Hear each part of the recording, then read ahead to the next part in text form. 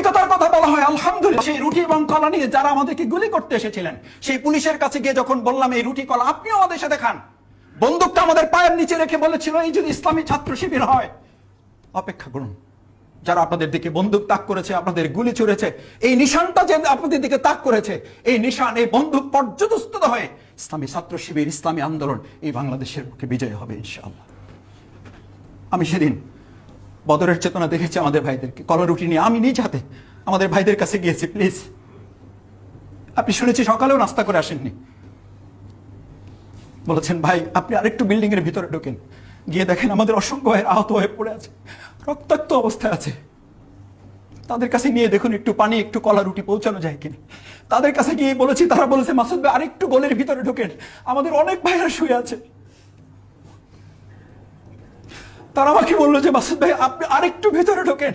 আমি ভিতরে গিয়ে ঢুকে দেখলাম যে অসংখ্য ভাইরা সেন্সলেস হয়ে পড়ে আছে, যাদেরকে জিজ্ঞেস করে জানাও যাচ্ছে না তাদের পানির প্রয়োজন আছে কিনা, তারা পানি খেতে পারবে কিনা, তারা রুটিটুকু মুখে নিতে পারবেন কিনা। বাংলাদেশ জামাত ইসলামী, ইসলামী ছাত্র শিবিরের প্রতি শুকরিয়া আদায় করি, আলহামদুলিল্লাহ।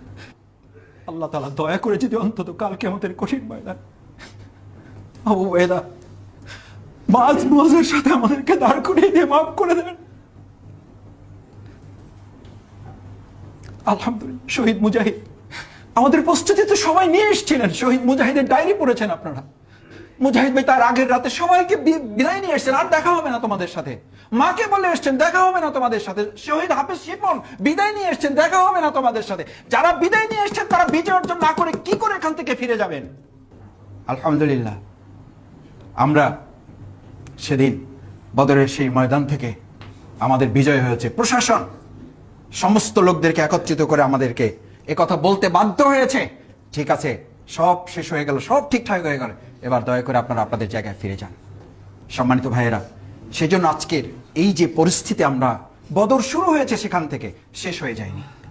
বদর প্রতি মুহূর্তে প্রতি সেকেন্ড আমার কাছে ধরা দেয়, আমি তা উপলব্ধি করি কিনা। সেই জন্য আমি আপনাদের কাছে অনুরোধ করতে চাই, আসুন বদর আমাদের প্রস্তুতির জন্য কয়েকটি মূল নির্দেশনা দান করে। এক, ইমানের জায়গায় মজবুতি, যে ইমানের কথা আল্লাহ রাসূল সাল্লাল্লাহু আলাইহি ওয়াসাল্লাম উল্লেখ করেছেন, আল ইমানু বিস-সাবরি ওয়াস-সাবাহা। ইমান হচ্ছে সবর করা, শুরু করতে পারলাম শেষ করতে পারলাম না, হবে না, চূড়ান্ত ধৈর্যের মাধ্যমে নিজেকে সামনের দিকে এগিয়ে নিয়ে যাওয়া। দ্বিতীয় হচ্ছে আমার তাওয়াক্কুলের জায়গার আগেও আমার তাকওয়ার জায়গাটা, এই তাকওয়ার বলিয়ান হয়েই সেদিন রমজানে আমাদের সাহাবাইগণ বিজয় অর্জন করেছিলেন, তাওয়াক্কুল করেছিলেন শুধু আল্লাহর উপরে। আমাদের অনেকেই এখন বিশ্ব পর্যালোচনা করে বলেন এইটা চেঞ্জ না হলে প্রতিবেশী চেঞ্জ করতে হবে, না হলে বাংলাদেশে ইসলামী বিজয় হবে না। আমি বলে থাকি যে মুসলমানদের জীবনে বদর আসছে, সেই মুসলমানদের প্রতিবেশী চেঞ্জ করতে হবে না, ওই প্রতিবেশীর মানসিকতা চেঞ্জ করে বাংলাদেশে 56,000 বর্গ মাইলে ইসলামের বিজয় অনুষ্ঠিত হবে ইনশাআল্লাহ। সম্মানিত ভাইয়েরা, আমাদের অনেকেই বলে থাকে ছাত্র শিবির এত ছোট ছোট ছেলেদেরকে ইসলামী ছাত্র শিবির নিয়ে তাদেরকে ট্রেনিং দেয়, যুদ্ধ করায়, মিছিল করায়, মিটিং করায়। আমি বলি যে আপনি বদরের চেতনা আলোচনা করবেন। আমি আজকে দেখতেছিলাম আসতে আসতে পত্রিকাগুলো, আপনি আজকে বাংলাদেশের প্রায় 120টার উপরে পত্রিকার প্রত্যেকটা পত্রিকায় দেখবেন বদরের উপরে তারা একটা আর্টিকেল ছেপেছে। ইভেন জনকণ্ঠেও আমি খেয়াল করলাম একটা চমৎকার আর্টিকেল তারা দিয়েছে। আমি আফসোস লাগে এই যারা লিখেছেন এবং যারা ছেপেছেন তারা কি এটা পড়েন, তারা কি দেখেন, জানেন?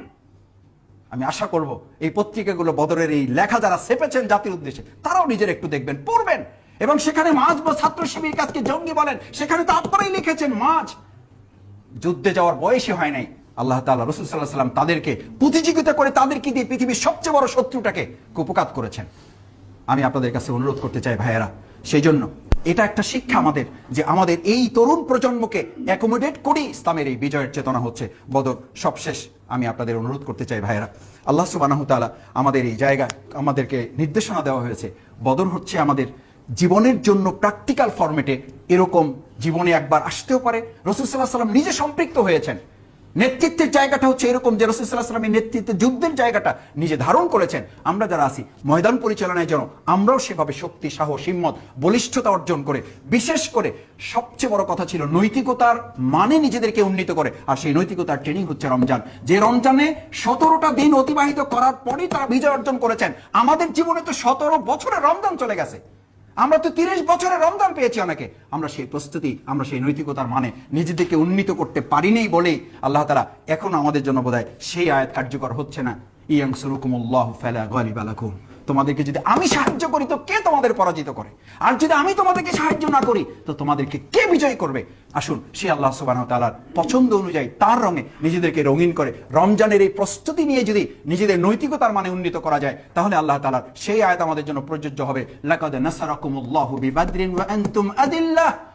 আমরা যতই দুর্বল থাকি, এই দুর্বল অবস্থাতেই আমাদের নৈতিকতাকে পছন্দ করলেই কেবলমাত্র আল্লাহ তাআলা আমাদের জন্য সাহায্য নির্ধারণ করবেন, সেই প্রত্যাশা ব্যক্ত করে আবারও সবাইকে ধন্যবাদ এবং কৃতজ্ঞতা জানিয়ে আমার কথা শেষ করছি। সুবহানাকাল্লাহুম্মা ওয়া বিহামদিকা আশহাদু আল্লা ইলাহা ইল্লা আনতা আস্তাগফিরুকা ওয়া আতুবু ইলাইক। আসসালামু আলাইকুম ওয়া রাহমাতুল্লাহি ওয়া বারাকাতুহু।